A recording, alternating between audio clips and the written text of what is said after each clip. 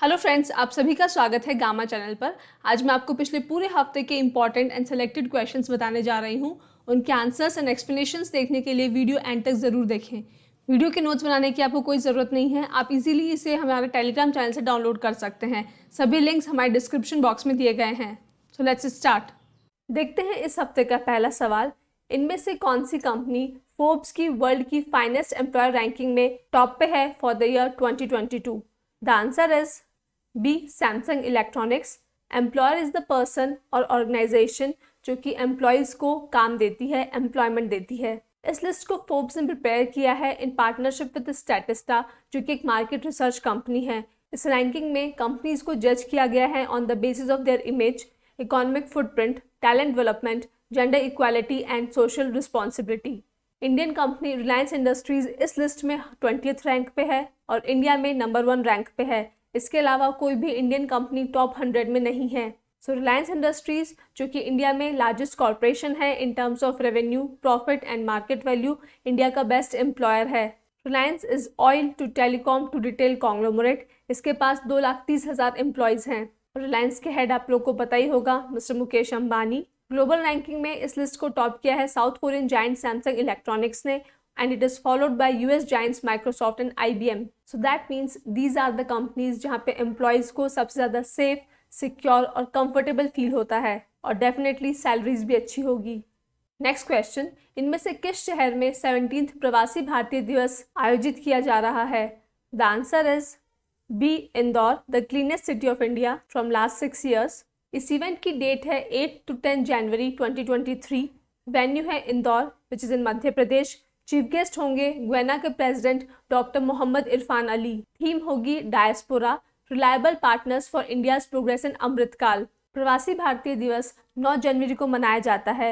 ये वो दिन है जब 1915 में महात्मा गांधी पहली बार साउथ अफ्रीका से मुंबई आए थे। उन्हीं की याद में इस डे को ऑब्जर्व किया जाता है। प्रवासी का मतलब है वो इंडियंस जो इंडिया से बाहर रह रहे हैं, इन्हें डायस्पोरा भी कहते हैं। इस डे को हर 2 साल में एक बार सेलिब्रेट किया जाता है और इसका पर्पस है ओवरसीज इंडियन कम्युनिटी को इंडियन गवर्नमेंट और इंडियन रूट से कनेक्टेड रखना, इस बॉन्ड को स्ट्रेंथन करना। बिकॉज ये जो ओवरसीज इंडियन कम्युनिटी है इंडिया में काफ़ी फंड्स भेजते हैं इन terms of salary, gifts, donations etcetera. तो इंडिया को भी ज़रूरत है उनका ख्याल रखें, उनकी ज़रूरतों को समझें। Next question, rising sun water fest 2022 इनमें से किस राज्य में होस्ट किया गया? The answer is C Meghalaya. Students, I want to ask 2 questions here. Please tell me in the comment box which is the land of rising sun in the world, और India में which state is the land of rising sun. Talking about Sun Water Fest, इस event का venue था Umiam lake, Meghalaya. Dates were 3rd to 5th November 2022। North east में पहली बार इस प्रकार का फेस्ट ऑर्गेनाइज किया गया। द पर्पस वॉज कि नॉर्थ ईस्ट की जो यंग जनरेशन है वो वाटर स्पोर्ट्स लाइक रोइंग और सेलिंग में भी इंटरेस्ट लें। And another purpose was to promote tourism in Northeast. This initiative was of Indian Army East Command with the government of Assam and Meghalaya. Meghalaya के chief minister हैं Conrad Sangma और मेघालय की capital है Shillong. Dear students, अगर सभी exam related content आप एक ही channel पर चाहते हो तो अभी इस चैनल को सब्सक्राइब करें और बेल आइकन को प्रेस करें। और अगर एग्जाम प्रेप को आप हाई लेवल पर ले जाना चाहते हैं तो डिस्क्रिप्शन में आपको ऐप और टेलीग्राम चैनल का लिंक मिल जाएगा। नेक्स्ट क्वेश्चन, इनमें से किस सिटी को वर्ल्ड की पहली वैदिक क्लॉक मिलेगी which is synced with the position of the sun? The answer is B Ujjain. Ujjain को सिटी ऑफ महाकाल भी कहा जाता है because Mahakal is one of the 12 Jyotirlingas which is in Ujjain और ये मध्य प्रदेश में है।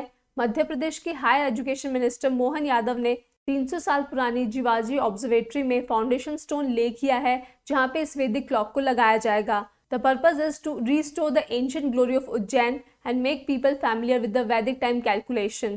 जो लोग हिस्ट्री के जानकार हैं, यूपीएससी की प्रिपरेशन कर रहे हैं, उन्हें पता होगा कि Ujjain is one of the Mahajanapada जो कि कुछ 20,000 BC से पहले था। तो Ujjain city is that old. इस वैदिक क्लॉक का टाइम होगा विक्रमादित्य। इसे 24 मुहूर्त और यू कैन से आवर्स में डिवाइड किया जाएगा। नेक्स्ट क्वेश्चन, इनमें से किसे इंटरनेशनल हॉकी फेडरेशन के प्रेसिडेंट के रूप में अपॉइंट किया गया है? The answer is A Mohammad Tayyab Ikram. Asian Hockey Federation के सीईओ मोहम्मद तैयब इकरम मकाऊ से हैं और वो इंटरनेशनल हॉकी फेडरेशन के नए प्रेसिडेंट होंगे। He will succeed India's Narendra Batra. Talking about international Hockey federation, ये एक इंटरनेशनल गवर्निंग बॉडी है of field hockey and indoor field hockey. इसके हेडक्वार्टर्स है लोसेन, स्विट्जरलैंड में। हॉकी वर्ल्ड कप जैसा मेजर इंटरनेशनल हॉकी टूर्नामेंट भी FIH ही होस्ट करता है। नेक्स्ट क्वेश्चन, इनमें से किसे नेशनल मॉन्यूमेंट अथॉरिटी NMA के चेयरमैन के रूप में अपॉइंट किया गया है? द आंसर इज डी किशोर कुमार बसा। National monument authority is under the ministry of culture, government of India. इसे स्थापित किया as per the provision of the ancient monuments and archaeological sites and remains AMASR amendment and validation act 2010, जो कि enact हुआ मार्च 2010 में। NMA का काम है मॉन्यूमेंट्स और साइट्स को प्रोटेक्ट और प्रिजर्व करना, साथ ही उसके आसपास के प्रोहिबिटेड और रेगुलेटेड एरिया को भी मैनेज करना। इन एरियाज में कंस्ट्रक्शन रिलेटेड एक्टिविटी के लिए ग्रांट्स की परमिशन भी NMA ही देता है। नेक्स्ट क्वेश्चन, इनमें से किस टीम को men's Asian squash team championship में गोल्ड मेडल मिला है? The answer is A India. Indian man team को लीड किया था सौरव घोषाल ने और कुवैत को हरा करके इंडिया ने पहली बार एशियन स्क्वैश टीम चैंपियनशिप में गोल्ड मेडल जीता है। ये इंडियन मैन टीम की one of the biggest win है बिकॉज आखिरी बार उन्होंने 2014 में एशियन गेम्स में गोल्ड जीता था। नेक्स्ट क्वेश्चन, इनमें से कौन पहला इंडियन प्लेयर बना है to score 1000 T20 international runs in a calendar year? The answer is C Surya Kumar Yadav. Surya Kumar Yadav Indian batsman हैं और पहले इंडियन प्लेयर है जिन्होंने एक साल में T20 इंटरनेशनल में 1000 रन्स कंप्लीट किए हैं और ये रिकॉर्ड उन्होंने बनाया in the match against Zimbabwe, जो कि मेलबर्न क्रिकेट ग्राउंड ऑस्ट्रेलिया में हुआ था। नेक्स्ट क्वेश्चन, इनमें से किस तारीख को मिनिस्ट्री ऑफ एजुकेशन जनजातीय गौरव दिवस सेलिब्रेट करती है? द आंसर इज डी 15 नवंबर। 15 नवंबर को जन्म हुआ था ट्राइबल कम्युनिटीज के गॉड बिरसा मुंडा का। उन्हीं की बर्थ एनिवर्सरी की याद में 2021 से हर साल 15 नवंबर को जनजातीय गौरव दिवस सेलिब्रेट किया जाता है। इस दिन को ऑब्जर्व करने के पीछे पर्पस है ट्राइबल फ्रीडम फाइटर्स की कंट्रीब्यूशन को याद करना। यह इनिशिएटिव लिया गया था under the leadership of union education and skill development and entrepreneurship minister Dharmendra Pradhan. Next question, इनमें से किस तारीख को वर्ल्ड रेडियोग्राफी डे ऑब्जर्व किया जाता है? द आंसर इज बी 8 नवंबर। 8 नवंबर 1895 में जर्मन साइंटिस्ट विल्हेम रॉन्टगेन ने एक्स रेज और एक्स रेडिएशंस को डिस्कवर किया था। उन्हीं की याद में 8 नवंबर को रेडियोग्राफी डे ऑब्जर्व किया जाता है। इस डिस्कवरी के लिए उन्हें फिजिक्स का पहला नोबेल पुरस्कार मिला था इन द ईयर 1901। रेडियोग्राफी दो प्रकार की होती है। डायग्नोस्टिक रेडियोग्राफी, जो कि पेशेंट की बीमारी को इन्वेस्टिगेट करने में यूज़ होती है। वहीं थेराप्यूटिक रेडियोग्राफी, इसमें रेडिएशंस का यूज़ होता है पेशेंट की बीमारी को ठीक करने के लिए, like in the case of cancer. इस साल इस इवेंट की थीम रहेगी radiographers at the forefront of patient safety. Next question, इनमें से किस तारीख को national cancer awareness day observe किया जाता है? The answer is D 7 November. Cancer एक बहुत ही खतरनाक बीमारी है जिसमें पेशेंट की बॉडी के सेल अनकंट्रोलेबली ग्रो होते रहते हैं और बॉडी टिश्यूज़ को डिस्ट्रॉय करते हुए दूसरे बॉडी पार्ट्स में भी फैलते हैं। ये कई प्रकार का होता है, like lung cancer, blood cancer, breast cancer, prostate cancer etcetera. इस डे को ऑब्जर्व करने के पीछे मकसद है लोगों को कैंसर के सीरियस रिस्क के बारे में एजुकेट करना, because according to WHO cancer is the second most deadly disease. India में इस दिन की शुरुआत की गई थी 2014 में by union health minister doctor Harshvardhan. World cancer day observe किया जाता है 4 फरवरी को। कैंसर अवेयरनेस के लिए अलग अलग कलर्स के रिबन्स यूज किए जाते हैं जो कि अलग अलग टाइप के कैंसर को रिप्रेजेंट करते हैं। नेक्स्ट क्वेश्चन, इनमें से किस तारीख को इन्फेंट प्रोटेक्शन डे ऑब्जर्व किया जाता है? द आंसर इज डी 7 नवंबर। इस डे को ऑब्जर्व करने के पीछे मकसद है लोगों में जागरूकता लाना, उन्हें बताना कि जो न्यूबॉर्न है उनकी इस वल्नरेबल डेवलपमेंटल स्टेज पे उन्हें बहुत ज़्यादा केयर की ज़रूरत होती है, उन्हें किस प्रकार सेफ रखा जा सकता है। 1990 में कुछ 5 मिलियन इन्फेंट्स की डेथ हो गई थी due to lack of awareness of the protection of infants. Infants यानी कि newborn babies. Infant mortality rate और शिशु मृत्यु दर is the number of infant deaths for every 1000 live births. मतलब अगर 1000 बच्चों का जन्म हुआ है, कितने बच्चों की डेथ 5 साल से कम उम्र में हो गई। इंडिया में हाईएस्ट IMR है मध्य प्रदेश में।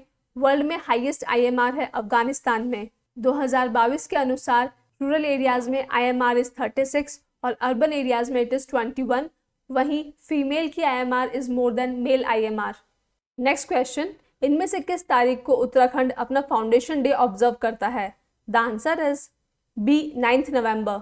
उत्तराखंड उत्तर प्रदेश का पार्ट था and after Uttar Pradesh reorganisation act 2000 Uttarakhand India का 27th स्टेट बना। इसे देवभूमि या लैंड ऑफ गॉड्स के नाम से भी जाना जाता है बिकॉज यहाँ पे कई सारे टेम्पल और पिलग्रिमेज सेंटर्स है जिनका रिलीजियस सिग्निफिकेंस है। गंगा जैसी होली रिवर भी उत्तराखंड से बहती है। उत्तराखंड में geographical regions like Himalayas, Bhabar और तराई है। इसकी कैपिटल है देहरादून और चीफ मिनिस्टर है पुष्कर सिंह धामी। नेक्स्ट क्वेश्चन, इनमें से किस तारीख को National Legal Service Day observe किया जाता है? द आंसर इज सी 9 नवंबर।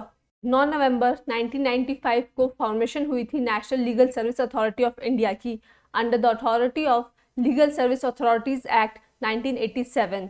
इस एजेंसी का पर्पस है एलिजिबल कैंडिडेट्स को फ्री लीगल सर्विस देना और लोक अदालत को ऑर्गेनाइज करना ताकि केसेस का स्पीडी रिजोल्यूशन हो सके। अदरवाइज इंडिया का जो लॉ सिस्टम है, high court, supreme court, district court, इनकी वजह से केसेस में डिले होता है। वैसे भी बहुत सारे पेंडिंग केसेस है। That's why legal tribunals, Lok Adalat and NLSA is very important. Next question, इनमें से किन डेट्स पे international week of science and peace observe किया जाता है? The answer is C 9th to 15th November. World science day for peace and development United Nations ने start किया था 2001 में and the date is 10th November और इसी week के अराउंड वर्ल्ड साइंस वीक भी सेलिब्रेट किया जाता है across the globe to mark the significance of science in society. The day is science for peace. That means ये science के उन कॉन्ट्रीब्यूशंस को सेलिब्रेट और हाईलाइट करते हैं जो सोसाइटी में पीसफुल डेवलपमेंट लाए हैं, ना कि कुछ ऐसे destructive developments like nuclear weapons जो कि सोसाइटी में डिस्ट्रक्शन लाए हैं। इस साल इस इवेंट की थीम रहेगी basic sciences for sustainable development. Next question, इनमें से कौन सा राज्य खेलो इंडिया यूनिवर्सिटी गेम्स 2023 होस्ट करने जा रहा है? The answer is A Uttar Pradesh. Khelo India national university games Uttar Pradesh की 4 डिस्ट्रिक्ट में होंगे which are Lucknow, Gorakhpur, Varanasi and Noida. यहाँ पे 4500 एथलीट्स पार्टिसिपेट करेंगे from 150 universities across India. 20 disciplines में गेम्स खेले जाएंगे including basketball, judo, kabaddi, wrestling, swimming, boxing, rowing etcetera. Orissa और कर्नाटका के बाद पहली बार उत्तर प्रदेश में ये गेम्स ऑर्गेनाइज किए जा रहे हैं। नेक्स्ट क्वेश्चन, प्रधानमंत्री नरेंद्र मोदी इनमें से किस राज्य के लोकल आर्टिफैक्ट्स वर्ल्ड लीडर्स को गिफ्ट करेंगे at the G20 summit? The answer is C Himachal Pradesh. G20 summit का वेन्यू है इंडोनेशिया की कैपिटल सिटी बाली में और वहीं पे हमारे देश के प्रधानमंत्री हिमाचल प्रदेश के आर्ट एंड कल्चर के जो आइटम्स हैं वो सभी वर्ल्ड लीडर्स को गिफ्ट करेंगे to promote the culture of our country. Next question, 2023 में होने वाला G20 समिट की थीम क्या है? The answer is B planet.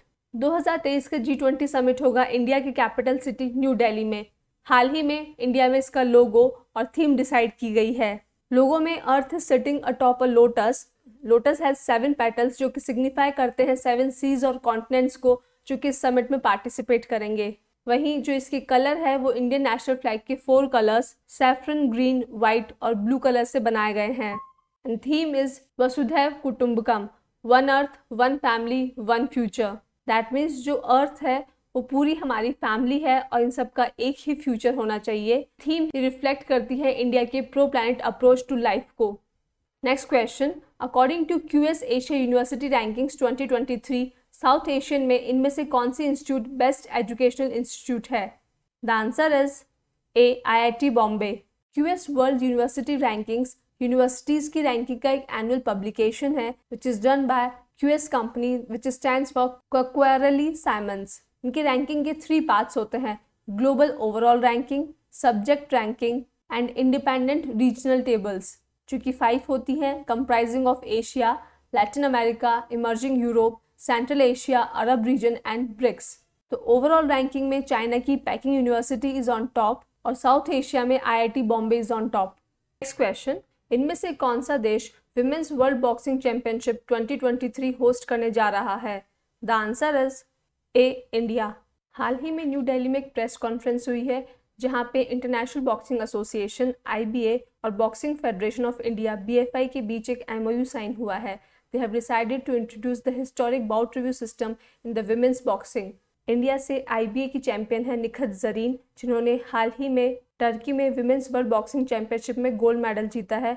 She is the 5th Indian जिन्होंने चैंपियनशिप जीती है। 2022 में कॉमनवेल्थ गेम्स बर्मिंघम में भी उन्हें गोल्ड मेडल मिला था। नेक्स्ट क्वेश्चन, इनमें से कौन ऐसा पहला बैट्समैन बना है जिन्होंने T20 इंटरनेशनल में 4000 रन स्कोर किए हैं? The answer is C, Virat Kohli. इससे पहले हमने सूर्य कुमार यादव का क्वेश्चन देखा था, उन्होंने एक साल में 1000 से ज़्यादा T20 इंटरनेशनल में रन बनाए हैं। विराट कोहली भारत के तीनों फॉर्मेट ऑफ क्रिकेट के पूर्व कप्तान रह चुके हैं। He is the star cricketer. वो काफ़ी समय से लो फॉर्मेट से जूझ रहे थे, बट ना उन्होंने कई अचीवमेंट हासिल की है। He is the first batsman जिन्होंने इंटरनेशनल T20 में 4000 रन का स्कोर कंप्लीट किया है।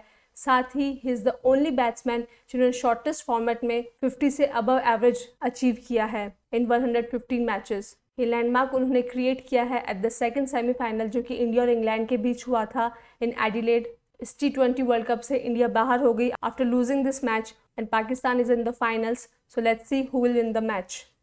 होल्गर रूने जिन्होंने हाल ही में नोवाक जोकोविच को हरा करके फर्स्ट मैन सिंगल टाइटल जीता है, वो इनमें से किस देश से बिलोंग करते हैं? The answer is D, Denmark. 19 year old Danish player Holger Rune जो कि टेनिस खेलते हैं, उन्होंने 6 टाइम चैंपियन नोवाक जोकोविच को हराया है और पहला मैन सिंगल 2022 मास्टर्स टाइटल जीता है इन पेरिस। इसके साथ ही has become the youngest winner of the Paris tournament since Boris Becker in 1986। Men's double का टाइटल जीता है वेस्ले कुलहॉफ ने, who is from Netherlands, and Neal Skupski, who is from United Kingdom. Next question, इनमें से किस team ने Syed Mushtaq Ali trophy T20 जीती है? The answer is B, Mumbai. Syed Mushtaq Ali T20 trophy खेली गई ईडन गार्डन्स कोलकाता में। The match was between Mumbai and Himachal Pradesh. यहाँ पे हिमाचल प्रदेश को हरा करके मुंबई ने टाइटल जीता है। Syed Mushtaq Ali was an Indian cricketer. He was the person जिन्होंने ओवरसीज टेस्ट में पहली बार सेंचुरी बनाई थी। He scored 112 runs against England at Old Trafford in 1936। उन्हीं की याद में ये ट्रॉफी हर साल खेली जाती है। नेक्स्ट क्वेश्चन, इनमें से कौन सा राज्य 10 नवंबर को मिलेट डे के रूप में ऑब्जर्व करता है? The answer is C, Odisha. Millet is a cereal just like wheat. इसे हिंदी में बाजरा कहते हैं। ये बहुत ही न्यूट्रिटिव फूड प्रोडक्ट है। ओडिशा मिलेट डे को इसीलिए ऑब्जर्व कर रही है ताकि मिलेट फार्मिंग को प्रमोट कर सके। ट्रेडिशनली भी millet was a substantial part of the diets and cropping system in the tribal areas of Orissa. Millet काफ़ी स्ट्रॉन्ग क्रॉप है जो कि कम वाटर कंज्यूम करता है और वल्नरेबल क्लाइमेट में भी सस्टेन कर जाता है, अनलाइक अदर क्रॉप्स जो कि सही समय पे बारिश न होने की वजह से ख़राब हो जाते हैं और फार्मर्स को काफ़ी नुकसान उठाना पड़ता है। इसीलिए इंडिया ने भी 2023 को इंटरनेशनल ईयर ऑफ मिलेट के रूप में प्रपोज किया है and it has been approved by FAO and United Nations General Assembly. 2023 is the year जब बाजरे की खेती और उसकी कंजम्पशन को प्रमोट किया जा रहा है। नेक्स्ट क्वेश्चन, इनमें से किस तारीख को नेशनल एजुकेशन डे ऑब्जर्व किया जाता है? The answer is A, 11 November. 11 November is the day जब जन्म हुआ था मौलाना अबुल कलाम आज़ाद का, जो कि इंडिया के पहले एजुकेशन मिनिस्टर थे आफ्टर इंडिपेंडेंस। उन्होंने इंडिया के एजुकेशन सिस्टम में काफ़ी कंट्रीब्यूशन दिया है, इसीलिए उनकी याद में हर साल 11 नवंबर को नेशनल एजुकेशन डे ऑब्जर्व किया जाता है। 1923 में सिर्फ 35 साल की उम्र में ही वॉज द यंगेस्ट पर्सन जो कि इंडियन नेशनल कांग्रेस के प्रेसिडेंट बने थे। इन्हें 1992 में भारत रत्न मिला था आफ्टर हिज डेथ। इस साल इस इवेंट की थीम रहेगी changing course transforming education. As we all know, new education policy भी आ चुकी है। देखते हैं इस हफ्ते का आखिरी सवाल, इनमें से किस तारीख को वर्ल्ड यूजेबिलिटी डे ऑब्जर्व किया जाएगा in the year 2022? The answer is B, 10 November. World usability day की कोई फिक्स डेट नहीं है, इसे नवंबर मंथ के सेकंड थर्सडे को ऑब्जर्व किया जाता है। इस डे को मेक थिंग्स ईजियर डे के नाम से भी जाना जाता है। यूजेबिलिटी एक क्वालिटी है जो कि इवेल्युएट करती है कितनी एफिशिएंटली और इफेक्टिवली एक पर्सन किसी प्रोडक्ट को यूज़ करता है और इस प्रोसेस में वो कितना सेटिस्फाई होता है। यूजेबिलिटी एक लेवल ऑफ ईज है जिसके थ्रू एक सिस्टम अलाउ करता है किसी यूज़र को to achieve his goal. For example, you want to eat food. आपने बैठे बैठे अपने मोबाइल या कंप्यूटर से फूड ऑर्डर किया, फूड आ गया and you are eating it. इस साल इस इवेंट की थीम रहेगी our health, so that health care system को इवेल्युएट किया जा सके in all of its forms like virtual tele health, electronic health records, health care products, digital health related solutions.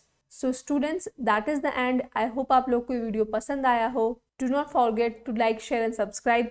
जय हिंद, जय भारत। तो दोस्तों, अगर आप चाहते हो कि ऐसा ही क्वालिटी कंटेंट आपको मिलता रहे जो हेल्प करे आपको आपकी एग्ज़ाम प्रेप में, तो सर्कल में जो गामा का लोगो दिख रहा है उसको क्लिक करें और चैनल को सब्सक्राइब करें। Thank you.